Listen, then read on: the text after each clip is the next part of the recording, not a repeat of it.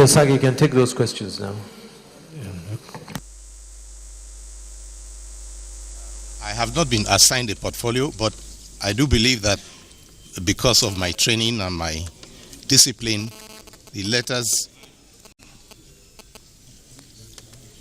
the questions will come from my area of training.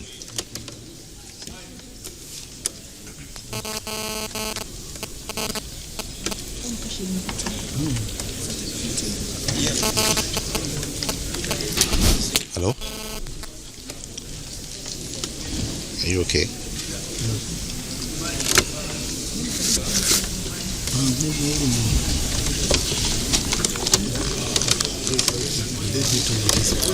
Distinguished Senator, that's a problem.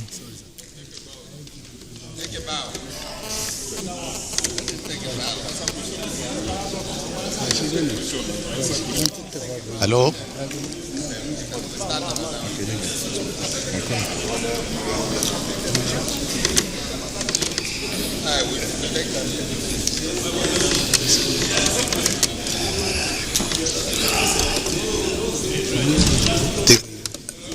Well, can I go on?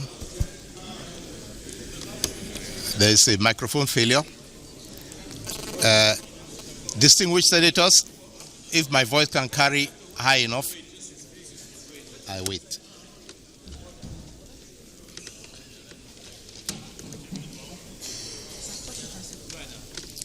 Hello? Hello? Am I here?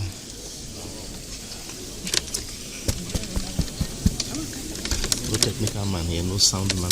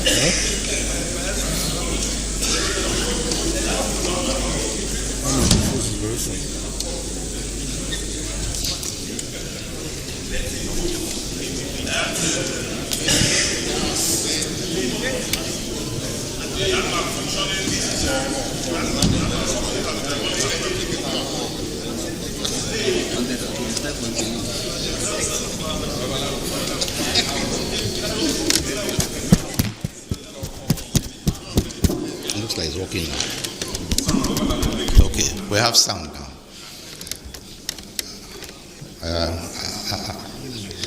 Distinguished senators, let me come back to the answers. I have not been assigned a portfolio, but I do understand that because of my background, I will be asked questions in this direction. From my experience in the government hospital, in the company hospital, and in the private setting, I can confirm that there is a crisis of confidence in the health sector. The health sector is not doing well at all, and the problem, not surprisingly, has resulted in a loss of confidence. When I was abroad, I also had the opportunity, or rather the incidence of treating Nigerians who came abroad, some of them for relatively simple operations. But the approach to treating this problem, we have to be taken from several points of view. I will propose that there is a retraining, a re-examination of the entire curriculum of the actors in the health sector, from the doctors down to the community health extension workers.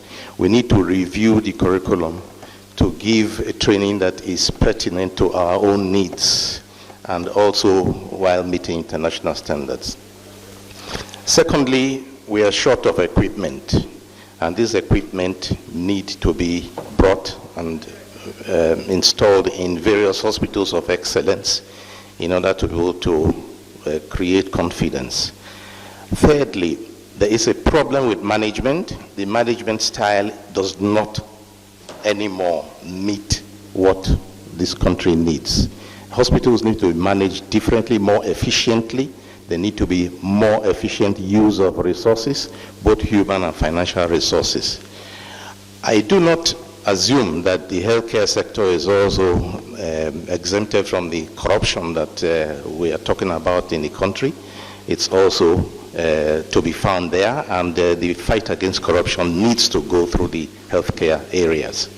Finally, and not the least, I do believe that one of the problems that breaks confidence in this country is the attitude of actors in the healthcare sector. I do think that many people who go to hospitals do not get the respect and dignity that they expect. Therefore, I would advocate an orientation program that would give the patients in hospitals not only health care, but treat them with respect and dignity, and which many of them get in private hospitals and even better abroad. So those are the reforms which I think will be necessary. The health insurance, this is something that is still in the infancy. It has a lot of problems which I understand are on the way to being solved.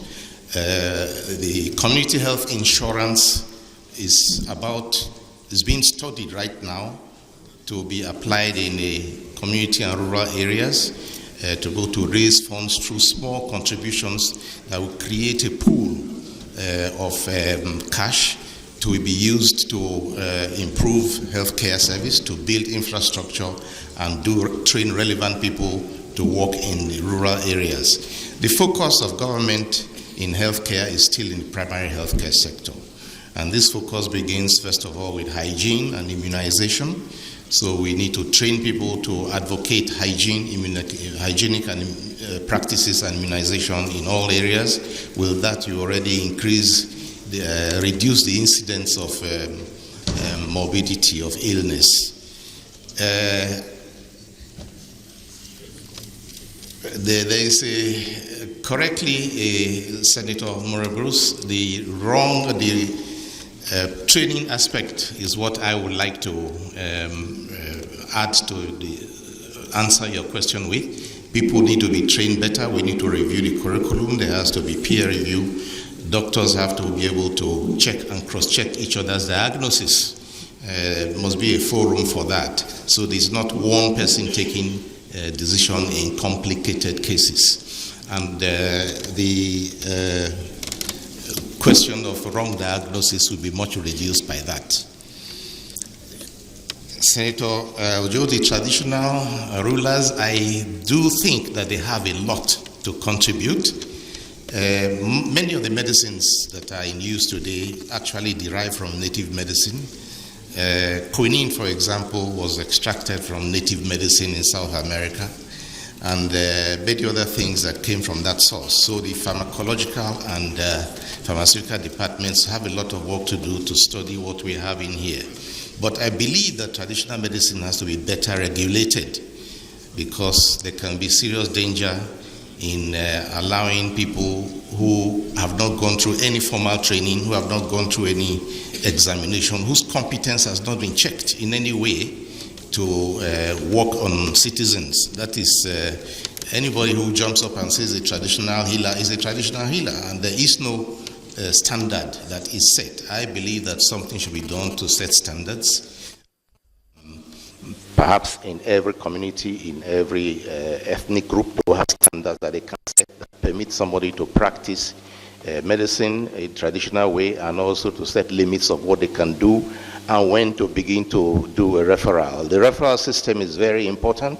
It's important for a doctor to know when he cannot take care of a case and send the case on to a higher level. Whether I'm disappointed in coming back, well, I am from abroad. I am not. I did come and find the challenges in this country, and as I said, I am also quite a patriotic person, and I have been very interested in seeing that there is something that can be done to improve the healthcare. We can do a lot more than we are doing here. Other countries take care of their own problems. We need to sit down and design models, not follow models that have succeeded in other countries. There are models that have succeeded in America, in Germany, in Asia.